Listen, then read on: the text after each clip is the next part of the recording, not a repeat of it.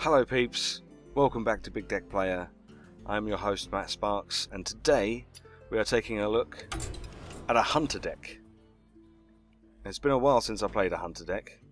If you've been following my videos, you'll know that the last one I did a Big Deck Playa of was the poor man's deck for the hunter, and that was probably the last time I actually played a hunter deck properly. So I was a bit unsure about this because I haven't been the huge fan of the hunter. I never managed to get to do a one-turn kill hunter deck, but then they nerfed that fairly quickly, so I didn't really have to worry too much about that. Okay, so this is the survival hunter deck. This was posted on hearthhead.com by Catalyst78, and it's based on secrets and combos with those secrets. So let's go through the removal first, and we shall see what we have. We have 2 arcane shots. Normally I use these for removal for early game creatures, although they can be used for late game as well, to do an extra 2 damage that maybe you wouldn't be able to do otherwise. And for 1 mana, it's pretty useful, nice form of removal. We have 2 kill commands. This is mainly going to be 3 damage because you don't actually have many beasts in this deck. You have 2 animal companions, and you have an unbeak owl, and that's it for beasts. So don't worry about the fact that you should keep this for to get a beast out, so you can do that extra 5 damage, unless of course you really need to do 5 damage. But generally I've found that I have just been using the 3 damage and it's fine, just for removal.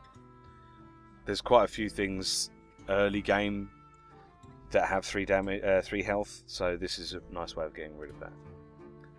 Okay, that's pretty much it as far as the actual removal spells are concerned. We also have the Eagle Horn Bow, which you can use for removal or use it for hitting people in the face, which is great. And this is what I mean about the combos with the secrets. So whenever a secret is revealed, this gains an extra durability, which is awesome. Because you can basically equip this, set up your secret, you can attack once with it, and then as soon as your secret goes off, you've got 2 durability again. But this isn't just your secrets, this is all secrets. So if your opponent is playing secrets as well, if their secrets get triggered, this receives 1 durability. The other combo with the secrets in this deck is the Secret Keeper, which is only 1 cost, which is pretty good for what it can become. A 1 cost for 1/2 isn't particularly that great, but if you play it in combo with one of the traps that you have as a hunter, then suddenly it's a 2/3, or a 3/4, or a 4/5, depending on how many secrets you manage to get out before this thing gets killed. If your opponent is clever, it'll take it out early, if they have the means. Sometimes they don't have the means. Sometimes you can have both Secret Keepers out, and then you're applying really early pressure, and sometimes your opponent can't deal with that very quickly, and so these just get bigger and bigger and bigger, which makes it more difficult for them to get rid of, which is pretty awesome indeed. So what I normally like to do is try and protect my Secret Keepers with something like a Snipe, which does 4 damage to a minion when it gets played, or a Freezing Trap, which returns a minion to your opponent's hand and makes it cost 2 more. This Freezing Trap actually saved me late game recently. I was playing against a rogue who pulled a Leroy Jenkins and then gave Leroy Jenkins Cold Blood, giving him plus 10 attack. And at the time I only had 9 health, but I had a Freezing Trap up. So he buffed Leroy Jenkins, he said well played because he thought it was all over. He attacked, and then Leroy went back in his hand. He wasted his Cold Blood, Leroy went back in his hand, cost 2 more, but it didn't matter because the next turn I killed him. But I wouldn't have been able to kill him if I hadn't had the freezing trap up. So freezing trap, really good. For general AoE damage for minions, we've got the explosive trap. We also have the Wild Pyromancer, which when you cast a spell, which is the secrets and some of your removal, that's all cast as spells. So you cast one of those, the Wild Pyromancer does 1 damage to all minions, which is great, but it also does damage to itself. So in that respect, it's not so good. But yeah, so bear that in mind if you've got other minions on the field already. If you've got minions there, it will do damage to those as well. And we also have the Abomination, which is the only taunt in the deck. This also does 2 damage. This does 2 damage, but that does it to everyone. So I've found I've been coming up against some of the drakes and the dragons and stuff recently. This is a really good way of getting rid of those, because if they don't trade with it, then they take quite a lot of damage, and then you can maybe finish them off with an arcane shot or something. So because we've got quite a lot of spells, we've also got the misdirection, which is also very useful, especially if you've got if your opponent has put something out. This is quite a big hitter. I was playing a warrior who had what was it? A Molten Giant. He had a Molten Giant out on the field. I had misdirection up. He went to attack me with his Arcanite Reaper, and the misdirect took him over to the Molten Giant, and he ended up hitting the Molten Giant and taking 8 damage. I'm reducing his Molten Giant's health down to 3.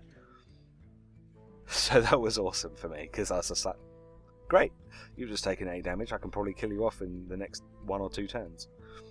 So yeah, we only get 1 misdirection though, so make sure you use it wisely. Yeah, so because we've got a lot of spells, we have the Gadgets and Auctioneer for card draw. Generally, I find that the Gadgets and Auctioneer dies fairly quickly because obviously your opponent doesn't want you getting cards. So if you're playing the Auctioneer, try if you manage to get the taunt out with the Animal Companion, try and stick him behind that, or put the freezing trap up, or the snipe, to try and protect him for a bit, just so that you can actually get some benefit of having him on the board. Otherwise you've kind of wasted that 5 mana. You need to, ideally you want to play him on the same turn that you're going to be casting a spell, so that you at least get 1 card out of him. Same goes with the Secret Keeper. It's probably best not to play it turn 1, because it's only got 2 health. If you're playing against a priest, or in, like for us, for example, Arcane Shot will kill it straight away. So it's best not to play it straight away. It's best to play it when you can play a trap on the same turn. I mean, it could be that you play it and your opponent plays a trap. I mean, or a secret. I don't know why they would, but you know, it's a possibility. But best to play it safe and make it a 2/3 makes it a bit more difficult to play. So I think turn 2 you can play this if you're going second and you have the coin. That way you can play the Secret Keeper, and then you can play something like an explosive trap or freezing trap or something. Probably best to play a freezing trap to protect your Secret Keeper from getting killed, although it won't protect it from having a spell, unfortunately. Alright, we've got an Ironbeak Owl, which is the only silence in the deck. We have 2 Novice Engineers for a bit of early card draw, and we have 2 Animal Companions. Again, there's a little bit RNG, but we kind of need some beasts in the deck, and these are pretty good because you can always get the 4/2 charge, which is awesome, and a bit of a theme in this deck, as you'll see in a minute. So having the beasts, a few beasts in the deck for buffing up the kill commanders, is really useful. We have 2 Arcane Golems, again 4/2 with charge. Generally I don't play these in a deck, because of them giving your opponent a mana crystal. But if you use these late game to finish off your opponent, or to just do like a ton of damage in one go, bear in mind that they're only 3 cost. So in theory, turn 9 you could play an Arcane Golem and an Argent Commander. So that's 8 damage on turn 9, plus whatever else you've got available to you. You might have, let's see, turn 9 you might have the Eaglehelm Bow available to you as well. So then that becomes 11 damage. That should finish off, hopefully, by that point, that should finish off your opponent. So, it's a pretty strong deck. I managed to rank up about 3 ranks one evening playing this deck. It's possibly the most fun I've had playing Hearthstone recently, was playing this deck. Just messing with your opponent and watching them like buff a creature only for it to be sent back into their hand with a freezing trap, or for it to then turn around and hit them with like from misdirection. You know, just stuff like that. Or they place something with a divine shield which gets sniped, getting rid of their shield, and then you just pop it the next turn with arcane shot. So good, so good. I've had so much fun with this, so I'm going to show you a game, and hopefully you can see how much fun it is yourself. Alright, let's get into it. Rexar versus Valera. Watch your back. Let the hunt begin. Alright, so we're up against a rogue. I'm not sure I really want both the snipes, especially this early on. I'll just get rid of one for the time being. I will keep the arcane shot because that's pretty useful. And a more companion. Okay, not terrible. There you go, that's a bit better. Give them a greeting. Traveler. The pleasure is mine. Would have preferred to have gone second, but what can you do?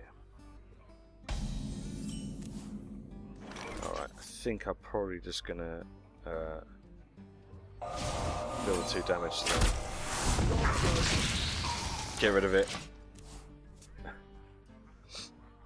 I'd rather it did 2 damage than 4 damage, so. I can taste the mana. Okay.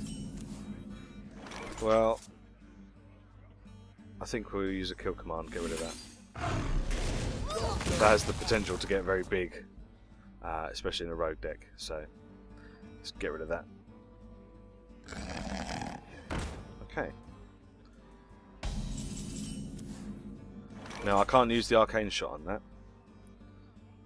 but what I will do is I'll play the explosive trap and shoot him for 2. I'm not getting the Eaglehorn Bow or the Secret Keepers, and that's kind of what I want in this deck.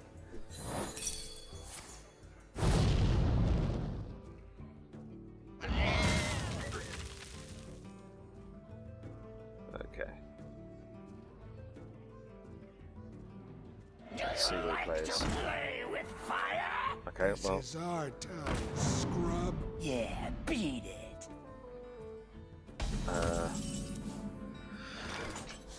Okay. Well, I could get rid of that with Arcane Shot, but I want to see what I draw into. Yeah, I don't really. Maybe I'll just play the Animal Companion and see what we get. Not ideal, but we'll see.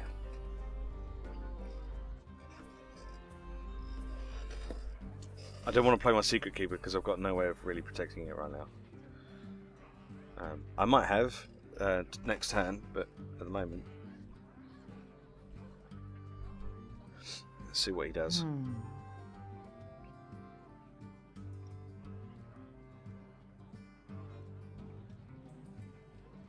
If he casts any spell, then he's going to kill off one of his own minions.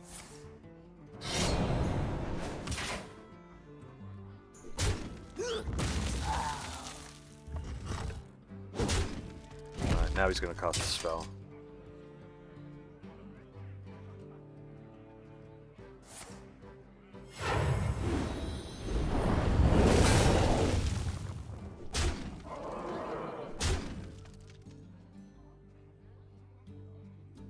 Is he actually going to play anything, or? Choose soon. You've got 4 mana left. You've just used your coin. This is our town, Oh, okay. scrub. Yeah, beat it. Is that it? Okay, that's it.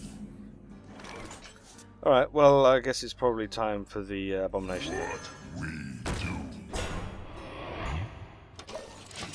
Which will kill off all of those. Unless he has a silence.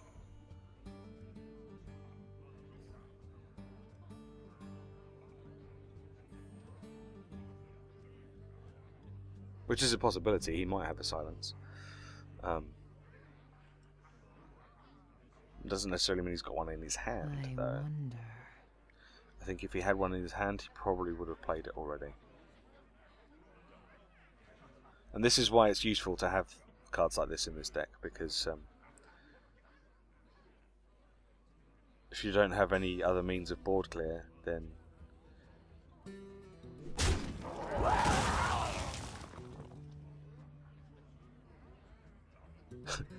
okay.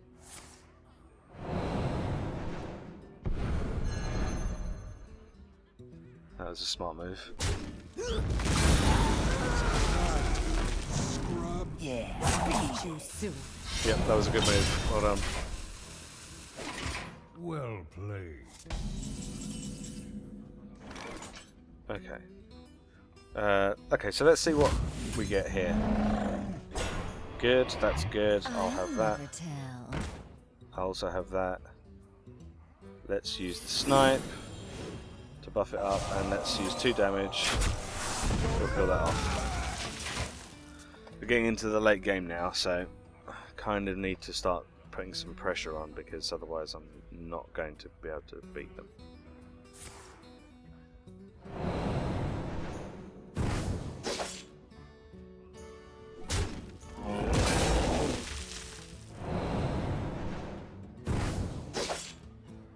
Both the backstabs gone. It's time for a little blood. No, it's not. It's time for you to die.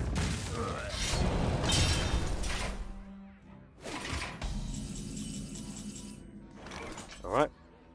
Here we go then.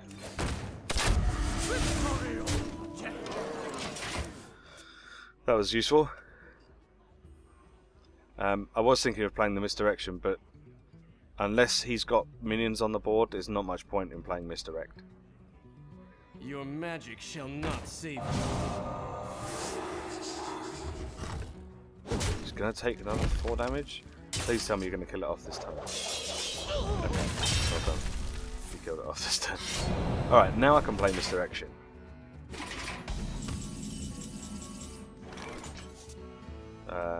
So I'll play that. I'll play my flare. For a second I thought it said destroy all secrets. I was like, uh-oh. I think I may have done that wrong. Cool, we'll shoot him. 2. And then we'll hit 4. And now he's in trouble.